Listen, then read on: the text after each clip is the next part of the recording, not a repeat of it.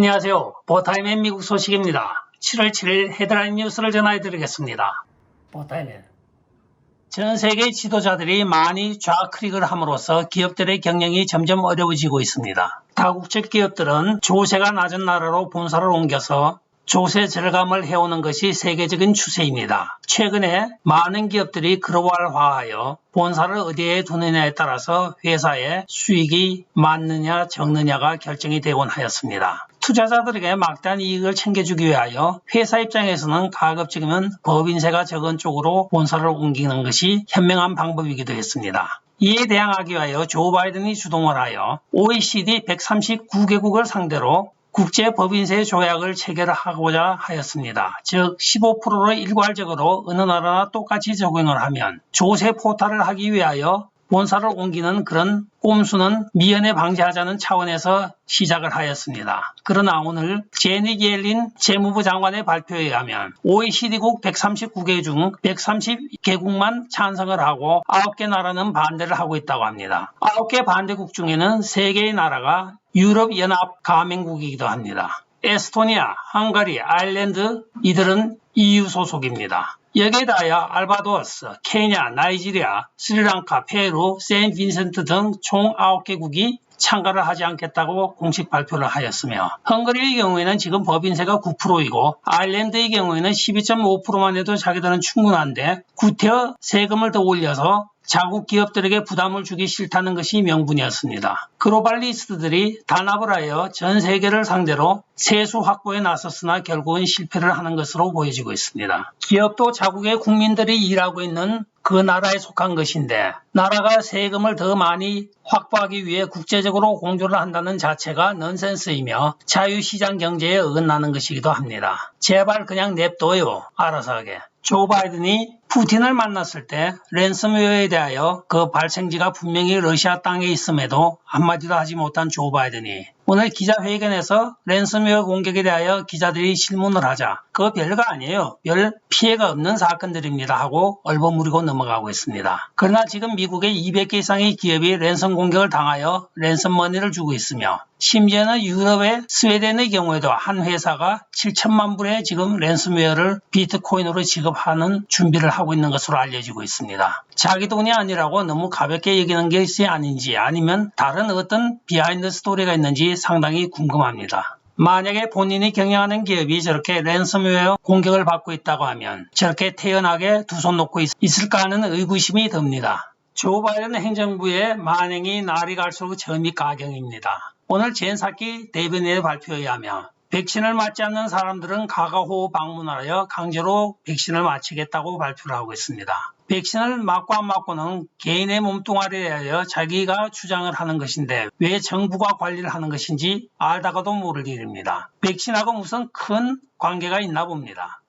미조리주 민주당 하원인 코리 부시가 7월 4일 독립기념일을 맞이하여 흑인은 아직까지 자유가 아닙니다. 자유는 백인에게만 해당이 되었으며 이 땅은 훔친 땅이고 흑인은 아직 자유가 아닙니다 하고 트윗을 하였습니다. 여기에 대하여 MTG가 435명의 하원 의원 중에 이렇게 레이시즘을 지금 이야기하고 있는 건 네 하나밖에 없어. 그 카드 주머니에 집어넣어. 그리고 이 독립기념일은 영국의 독재 정권에 맞서서 우리가 자유를 쟁취한 날이야. 똑바로 알고나 떠들어 하고 한마디 따끔하게 하였습니다. 한편 테드 크루즈 텍사스주 상원의원은 참 실증나고 분리주의적인 거짓말이라고 이야기를 하면서 그것은 2년 전에 콜린 캐퍼닉이 그 의제를 써먹으려고 하다가 나한테 점잖게 교훈을 받았던 사건이야 하고 트윗을 하고 있습니다. 또한 이 사건에 대하여 플로리다주 하원 의원인 바이런 도널드가 조 바이든 대통령과 카말라 해리스가 이 문제에 대하여는 대답을 해야 한다고 이야기를 하면서 카말라 해리스의 경우에는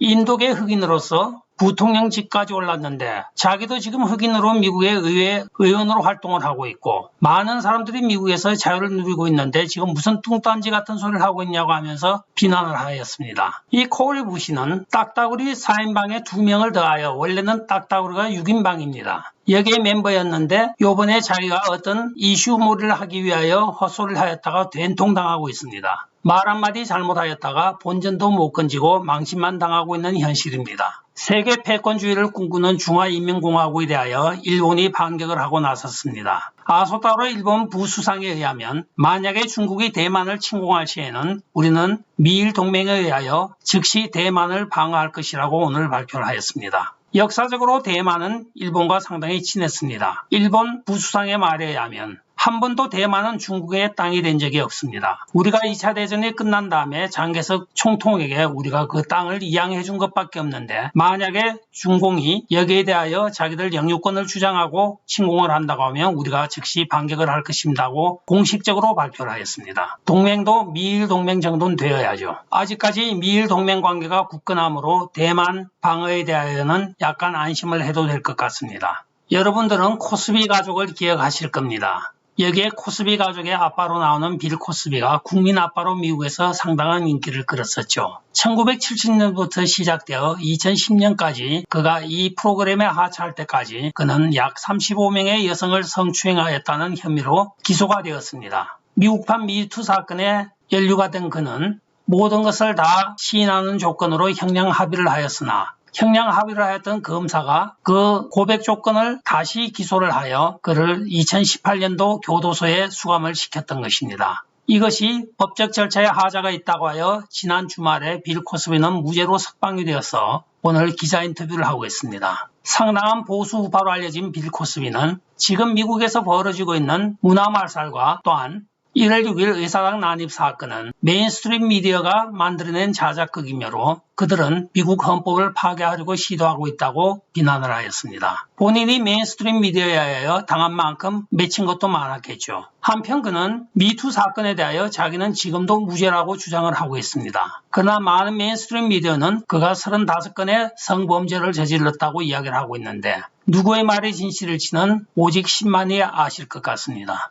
여러분들은 지금 니맨 마르쿠스라고 하는 아주 고급 백화점에서 한 10여 명이 되는 사람들이 명품 가방을 훔쳐서 달아나는 장면을 보고 있습니다. 샌프란시스코의 지역 검사장과 경찰 관계자들이 최근에 인종차별 문제가 심각하므로 절도나 상해 등 사소한 문제에 대하여는 기소를 하지 않는다는 발표가 있었습니다. 이 용기를 얻은 이 좀도둑들이 백화점에 대낮에 들어가서 진열장을 때려부시고 거기에 있는 명품 가방들을 이렇게 훔쳐서 달아나고 있었습니다. 이 사건에 대하여 이 백화점 관계자는 당신들이 잘못된 정보를 이렇게 대중에게 줌으로써 평소에 명품에 대하여 선망을 하고 있던 이 사람들이 와서 우리 진열장을 때려부시고 물건을 훔쳐 달아나는데 이 책임은 누가 질 것입니까? 하고 반문을 하는 트윗을 하고 있습니다. 원칙을 저버리고 있는 사법부 때문에 결국은 일반 시민의 피해를 보고 있는 것입니다. 끝까지 시청해 주셔서 감사합니다. 좋아요, 구독, 알림 그리고 공유 부탁드리고 댓글 많이 부탁드리겠습니다. 안녕히 계십시오. 바이.